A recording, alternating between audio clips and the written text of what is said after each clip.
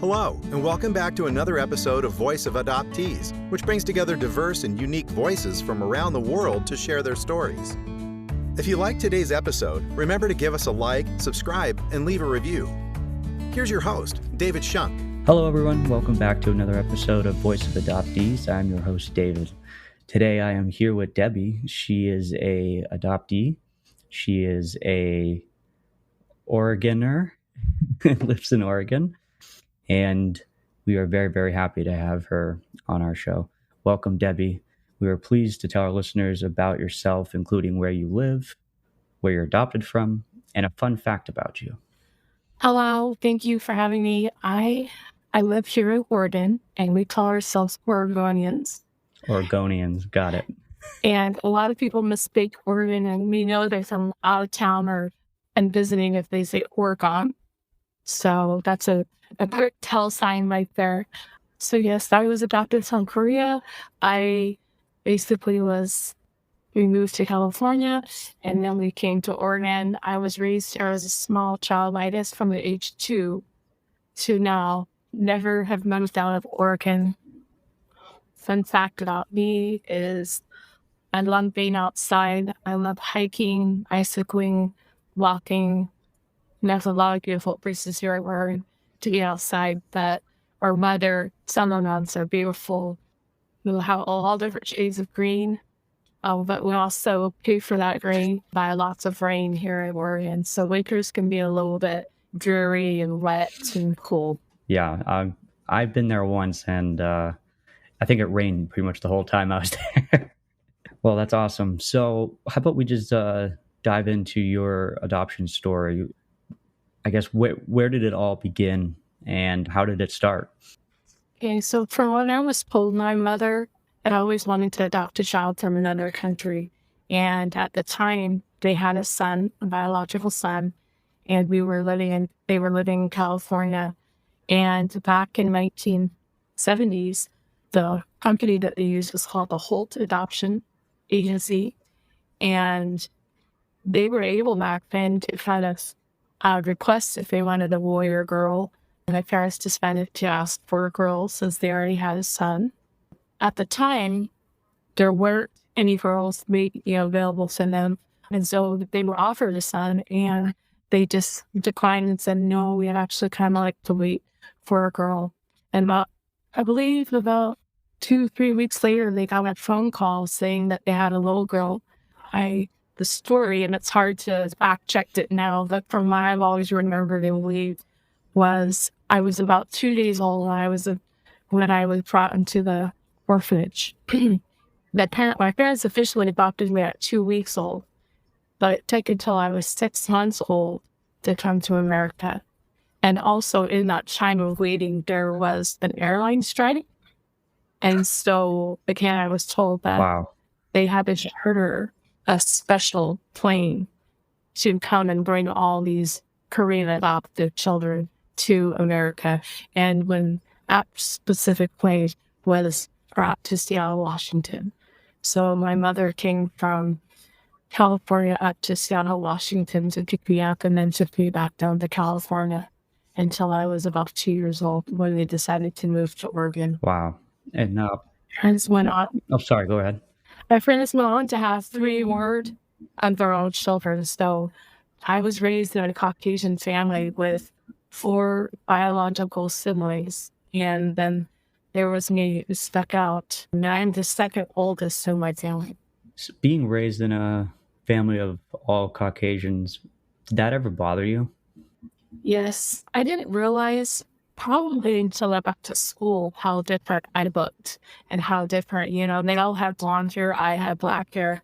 I didn't realize until that maybe looking in the crowd or looking at a family photo, there was the girl with the black hair and the smiling eyes, and she looked definitely different. I remember people telling my parents and in my siblings, oh, you look so much like your mom. You look so much like your dad.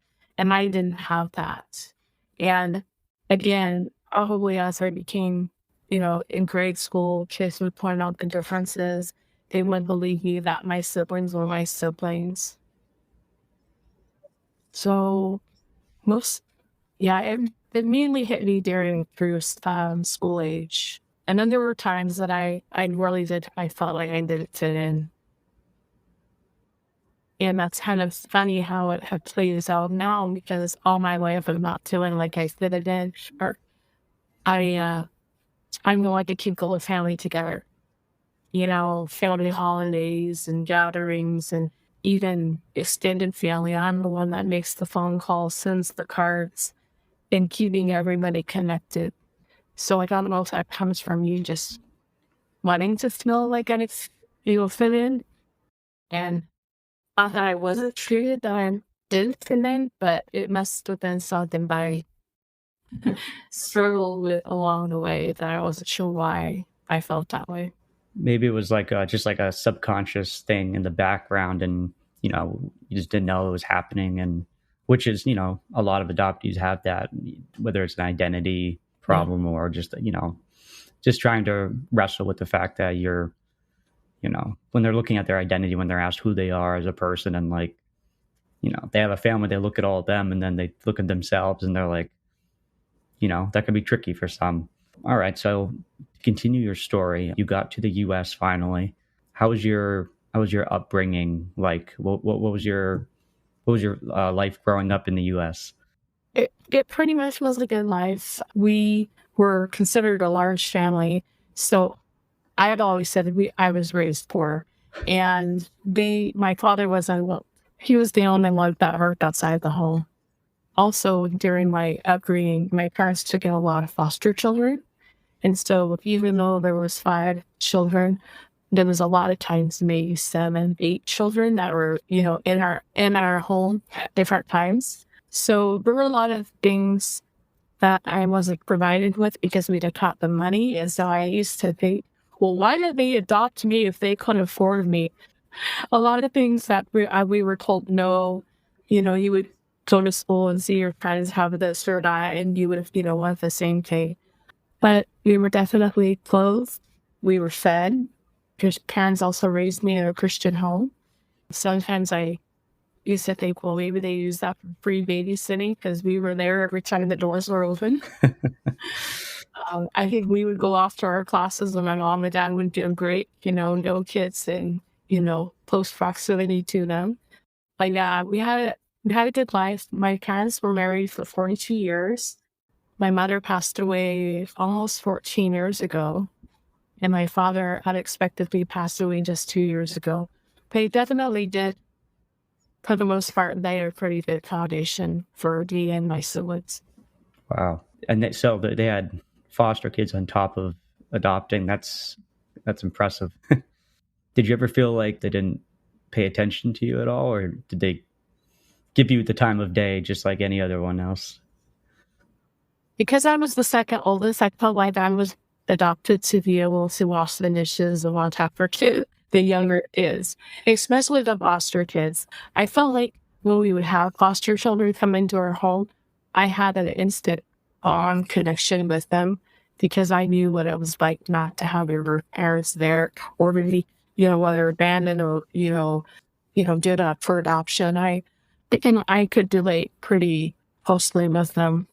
And also, I would say that I have some attachments, but I also keep some of those attachments with the relationships to some degree at bay, because again, there was some of that instability of, if I made friendships with them, how long are they going to be there for? And some of them, specifically foster kids, they didn't stay in the home for very long. Right. So let's talk a little bit about, I guess, Korean culture. I'm curious, were you ever interested in it? The food, the language, and if so, what age did that kind of spark your interest at?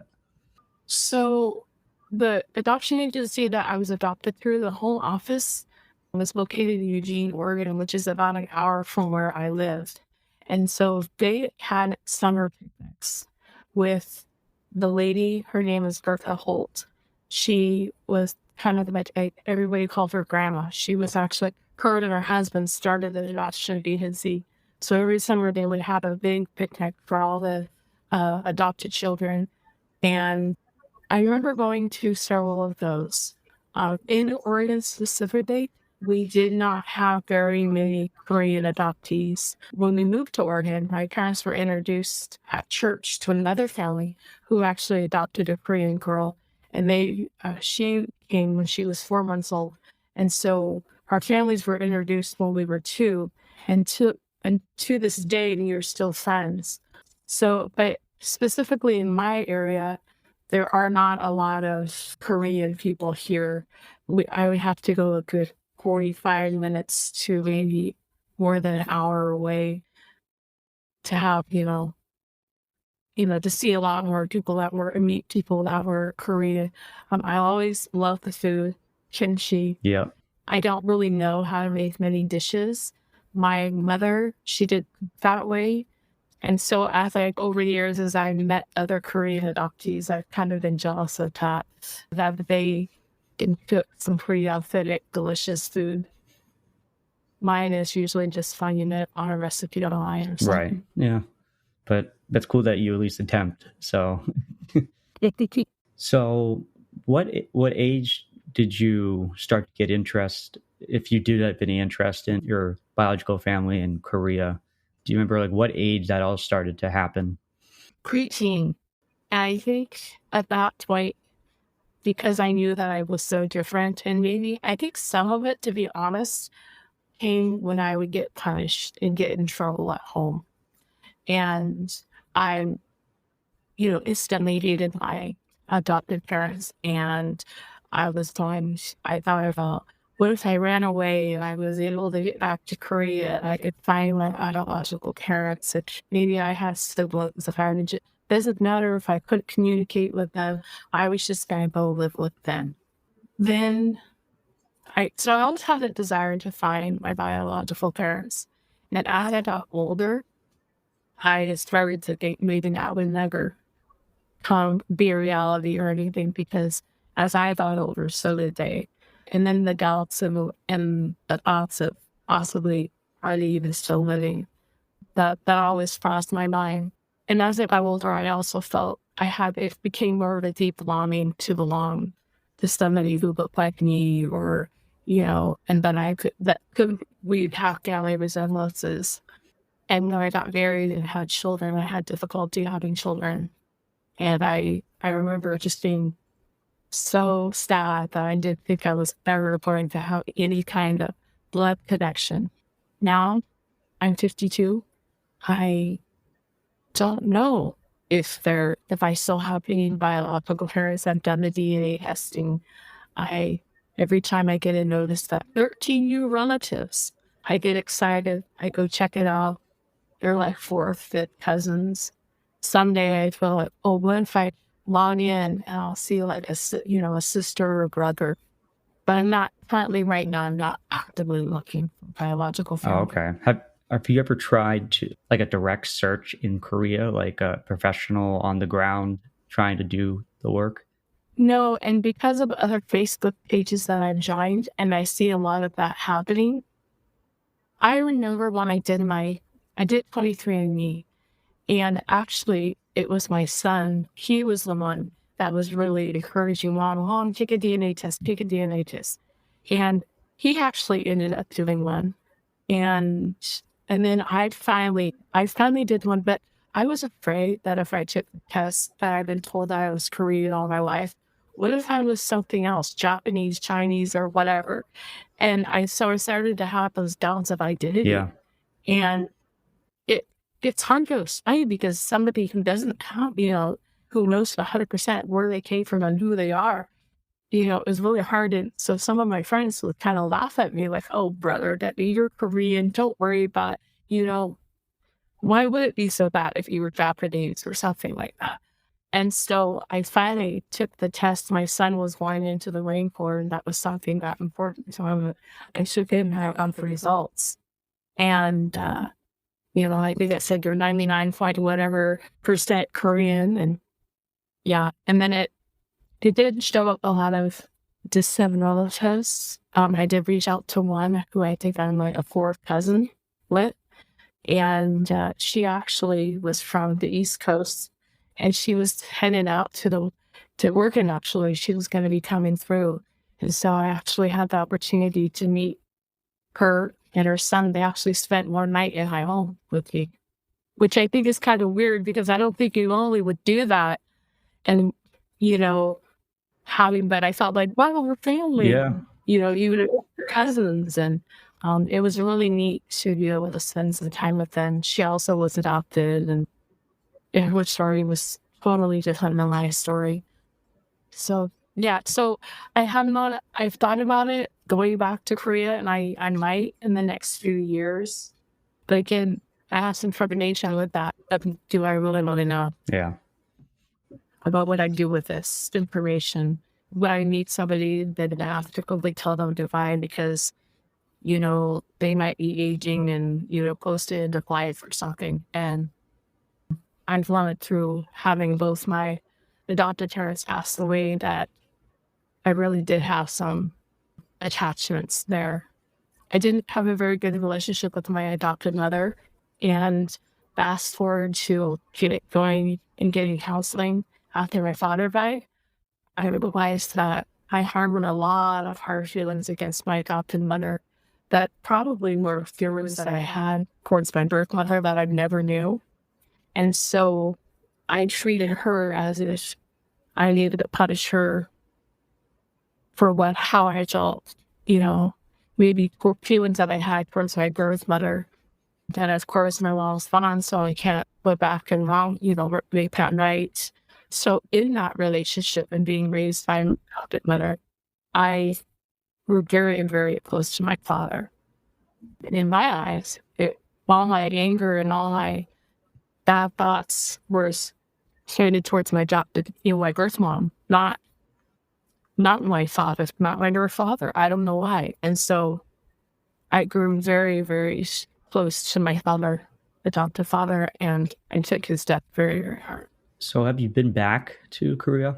I went back to Korea. We had the opportunity as a family to go back when I was 14, but we were actually traveling to 5 different countries in Asia. And so we were only in each country for 2 weeks. And I do remember my parents telling me, we're going to go to the office and we're going to give them your ID number. And if they pull up a file and they have some information, contacts of family or anything like that, we will stay behind and not go to the next country. So if we found them on like day 13 and we were supposed to be leaving on the 14th day, my parents said, we will stay behind and let you meet your birth family and spend time with them. So we did that. And when we got to the office, there was only just basically one sheet in my file. And it was just kind of the intake sheet, what date, time I was found. I was taken to a police station type of situation. So there was nothing. So we went on to the next country. And I remember going to, I can't remember for sure how many countries we had been to, maybe 2 or 3. And going to China and the Philippines and all these other countries and being mistaken, for being Chinese and Filipino and all that growing up. I remember, man, everybody looks like me in all these different countries, but it did feel at home. And I knew I was different. I knew I was a Filipino. So when we got to Korea, it's almost like, it's hard to even explain it, but I felt like I was home. I could communicate with the other Koreans that I met and whatever, but I felt like a peace in my heart, like, wow, I'm back where where I was born. People like to group, maybe it's more of a joke or more flippant thing to say all Asians are the same. And I think some of us will be quick to say, no, we're not all the same. But yeah, Korea was definitely a great place to go back. When you were in Korea, what did you do? We were with a big group of about 60 people. And I remember traveling around. We went to some orphanages. We actually, because I was 14, so I was school age. Our parents were doing some like missionary work, so they were off, probably evangelizing, telling people about Jesus. We actually had to spend several hours with tutors that they brought along doing schoolwork. And so it was really in the evenings and after that time we would actually get to go out, and we weren't necessarily like sightseeing, like shopping and all those kinds of things. It was more going destinations. I do remember there's a part in Korea where I don't even know. I mean, this might sound really naive, but it's called like the DMZ or something. The And DMZ. Yep. part of it sits in North Korea and part of it sits in South Korea. Well, everybody that we were with, including my adoptive family, they can enter the building and walk around the table because at one point we were actually in North Korea. I wasn't allowed to do that because even though I had my American citizenship, they wouldn't allow me to do it. And I won't know all the specifics about that. I just remember feeling upset and annoyed that I couldn't do what everybody else was doing. That almost sounds like I mean, if you're not a South Korean citizen still, are you? No? No, Yeah, that's odd. Maybe there's some old law somewhere that says if South Korea crosses to North Korea, they lose. I don't know. North Korea takes them in or something. I don't know. yeah, and that was over 30 some years Yeah. ago. So it could have been drastically different then. Because I do know that once you're adopted nowadays, an international adoption, you come back to the United States, you're instantly a citizen. Right. They finally passed that law. Yep. When my parents adopted me, I was not able to become a citizen until I was like age 3 or 4. So even though I was an infant at 6 months old, I was not a U.S. citizen until I was naturalized at 3 or 4 years old. And a funny story about that is when that happened, my grandmother, there must have been some type of like official, you go refer somebody to do this and do that. And I don't remember any of it, but my grandmother came with us, and the pen that my parents had to use to sign maybe my name, their name, whatever, she sold it. And I think it even says like U.S. government on it. And she gave it to me on my 18th birthday, and I still have it. That's hot. That's pretty cool. Yeah. So sorry to the government, but I have stolen penny. I don't think they're gonna come after you for that. Don't worry. Yeah. Pretty sad. Do you have plans to want to go back to Korea again? I have thoughts. So I have 2 brothers. My youngest and my oldest brother, they actually live in China and have been in China for over 20 years. They teach English over there. And so we actually back to China. My oldest was 11 and my youngest was 6. And so, I thought, wow, I got to take my boys back to Korea within, at 15 or whatever, at some age. And I remember my oldest, of course, he's 5 years older than his younger brother. And I'm like, okay, do you want to go to Korea? And he's like, no, why? And I thought, because your mother came from Korea. So he had no desire, I guess, at the time. And now my youngest is 20. He's like, Mom, let's go to Korea. I want to go to Korea. I'll go to Korea with you. So I do think that we will make a trip. He actually is in a 4-year apprenticeship program. And I feel like maybe once he finishes that, which is in 3 more years, I think that would be a good kind of a celebration trip and take him there. My kids, so I was raised there pretty much, Caucasian family, blonde hair, blue eyed. So I married a blonde hair, blue eyed. And so I have 2 sons, and they're half Korean, and they look very much like their mother. So that it really makes me happy that, my youngest son wants to go. And we just came back from a nice family vacation together. And so I think he sees the value in vacationing with his mom and dad or whatever, as long as he can. Yeah. No, that's awesome. That's incredible. Have you ever attended any like Korean adoptee meetups? And I know there's a lot of things for a lot of different communities in the country, or are you exposed to any of that or not really? I just know that they just recently, this past weekend, they had a Korean adoptee something gathering conference. I think they call it KAAN, which is like KAAN. Again, I haven't done any of that. I actually just joined it's like a weekly Zoom group, and it's for Korean adoptees. And I've done that twice now. And I told Mo last week, so 2 weeks ago was my first week, I just gave a brief introduction. But the second week, so last Wednesday, I was looking at all the faces. There was about 11 or 15 of us on the Zoom screen. I wanted to cry because we all resembled one another. We all had the dark eyes, the dark hair. There were males and females. I just felt so connected and comforted. Yeah. And I shared that with them, and I was kind of embarrassed because I like to know about everybody else, but it's hard sometimes for me to talk about Right. me. Yeah. I get that. Those can be really, those types of meetings can be very powerful, especially that feeling of belonging and identity. It kind of comes together and, almost like a little light switch just clicks and it feels right. I totally get that. I had an interesting thing happen to me a couple weeks ago. I also, in this moving forward in my life and trying new things, like doing this interview and, connecting with the online Korean adoptees, I joined a women's hiking group.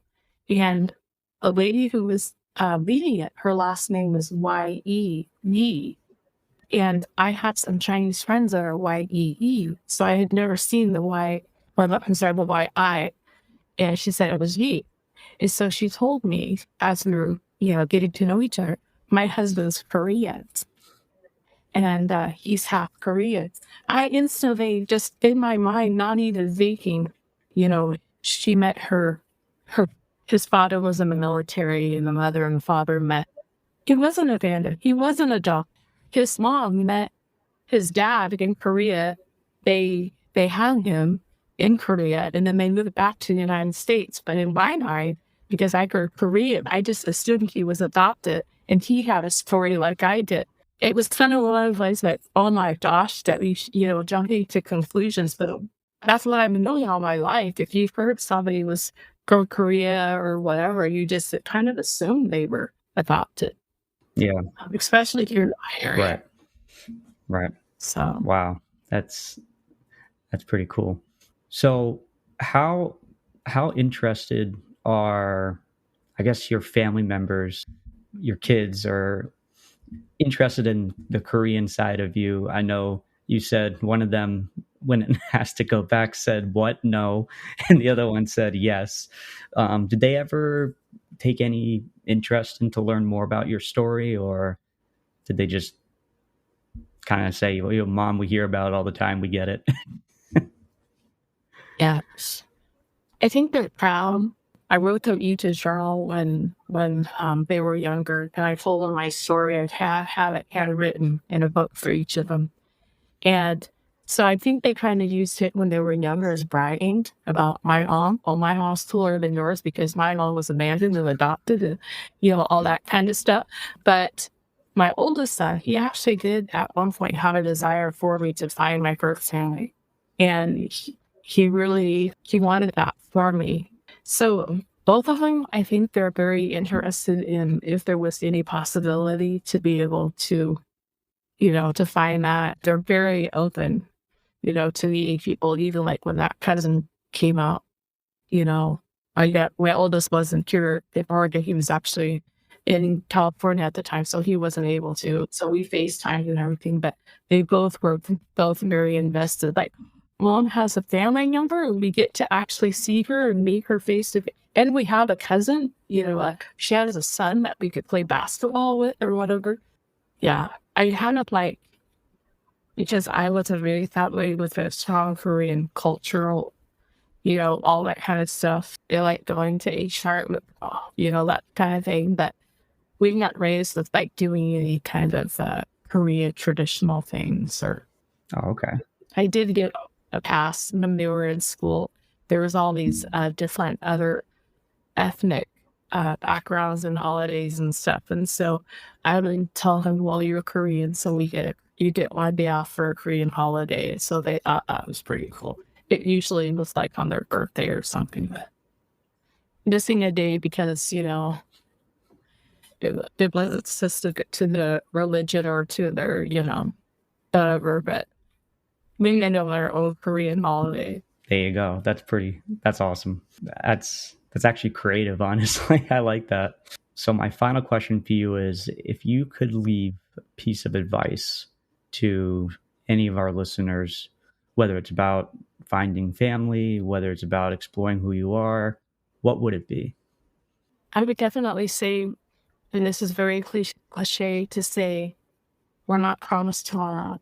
So if there's any desire in someone to actually search and find, birth family, to don't sit on it. I feel like I sat on it, and now I'm so much older that the chances of there being, like immediate family, birth family is probably very slim to none. And to take that chance, there's a lot of emotions that are wrapped up, and and you struggle with, well, what do I do if I do find family? How can we have a strong relationship, and what's that going to look like in the future? But I think we all want it, but some of us are scared to actually act on it, or they don't want to be told. I'm sorry, but if it really is a desire, I would encourage those to take a chance. That's very good advice. Definitely take a chance. I like that. That was good. Debbie, thank you so much for coming on, telling us your story. It means a lot to us, and I'm sure all the listeners, especially the Korean adoptees, they appreciate it. Thank you again so much for coming on. It means a lot. So much. Thank you. And to all of our listeners, thank you. For those who want to hear Debbie's story, please visit your podcast platform or our website, voiceofadoptees.com. If you or someone you know is adopted, schedule an interview to be featured on our show. Don't forget to like, subscribe, rate, and share this episode to spread the voice of adoptees. And check out our new Patreon page. On behalf of all of us, we thank you for listening, and we will see you next week. Voice of Adoptees. Who am I? Thanks for listening to Voice of Adoptees. Please take a moment to like, subscribe, and leave a review. See you next time.